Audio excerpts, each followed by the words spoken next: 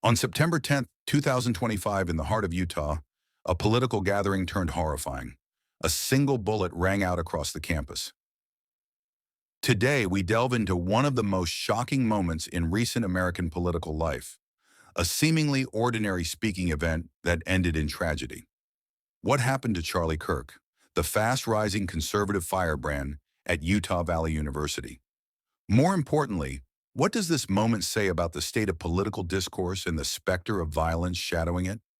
Over the next 10 minutes, we'll trace the events of that fateful day, understand who Charlie Kirk was in the broader political landscape, and explore why this single act of violence resonates far beyond a Utah campus. On Wednesday, September 10th, 2025, Charlie Kirk stood under a tent emblazoned American Comeback Tour on the campus of Utah Valley University in Orem, Utah. It was the first stop on a series of politically driven student outreach events orchestrated by Turning Point USA. At around 12:10 p.m. MDT, while engaging an audience member in a Q&A about mass shootings and trans individuals, Kirk responded, "Counting or not counting gang violence? Kirkun," and then everything changed. A single gunshot rang out. Suddenly, Kirk collapsed backward, blood visible at his neck. Pandemonium erupted as students scattered in terror. Eyewitnesses describe absolute chaos. One student told reporters, "We thought it was confetti, then everyone started ducking."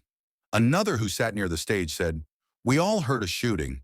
I look over and see blood coming from his neck." Campus reporters Emma Pitts and Eva Terry from Deseret News later recounted, "A lot of blood. Videos captured him falling backward. Attendees dove to the ground and fled." The venue was swiftly evacuated.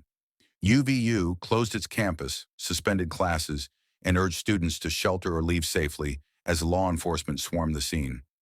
Kirk was rushed to a local hospital. Reports varied between Timpanogos Regional and Utah Valley Hospital, where tragically he succumbed to his injuries later that afternoon. He was just 31 years old. President Donald Trump announced the news on Truth Social at approximately 4:40 p.m. Eastern Daylight Time, calling him legendary and ordering flags lowered to half-mast. Reactions poured in from across the political spectrum. Vice President J.D. Vance called Kirk a genuinely good guy and a young father. Utah Senator Mike Lee, House Speaker Mike Johnson, and even Democratic voices like Hakeem Jeffries and Gavin Newsom condemned the violence and expressed sorrow. Gabrielle Giffords, a survivor of political violence herself, voiced horror at the incident and called for an end to political bloodshed. Meanwhile, investigative agencies, including the FBI and ATF, joined local authorities. Initial reports of an arrest were later rescinded. No suspect is currently in custody. To grasp the full weight of this event, we must rewind. Who was Charlie Kirk?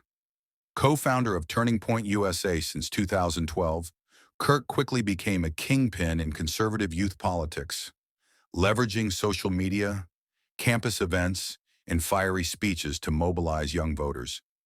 By 2024, his podcast drew between 500,000 to 750,000 daily downloads. Kirk's brand of politics was unapologetically populist, anti-woke, Christian nationalist, and often contentious. He avoided holding or seeking elected office, yet he wielded influence akin to a political titan. Organizations like the Bradley Foundation funneled millions to Turning Point USA, reinforcing his role in Trump's political infrastructure. His provocative rhetoric, such as commenting in 2023 that gun deaths might be an unfortunate but acceptable cost of preserving Second Amendment rights, earned him both fervent supporters and fierce critics. In short, Kirk wasn't just speaking to students. He was shaping a generation of activists. This tragedy didn't occur in a vacuum. Political violence has become alarmingly normalized in recent years, from assassination attempts, arson targeting public officials, and history-making attacks on lawmakers. Experts warn that the U.S. is entering a dangerous era where ideological division increasingly manifests through bullets and bombs rather than ballots. Kirk's shooting added another grim chapter. Surveys revealed disturbing statistics. Nearly 40% of Democrats and 25% of Republicans condone force to achieve political ends. As journalist Rachel Leingang put it, political violence is now a feature of U.S. life. When the debate turns deadly, the very fabric of democracy erodes. The message is chilling. If we can't meet ideologically opposed activists in dialogue, but rather in danger, what becomes of civic engagement? Life was emblematic of modern political branding. Dynamic, polarizing, influential. His sudden death leaves more than a void in conservative media. It's a stark reminder of a growing threat: political violence. As society, we must ask ourselves, where do we go from here?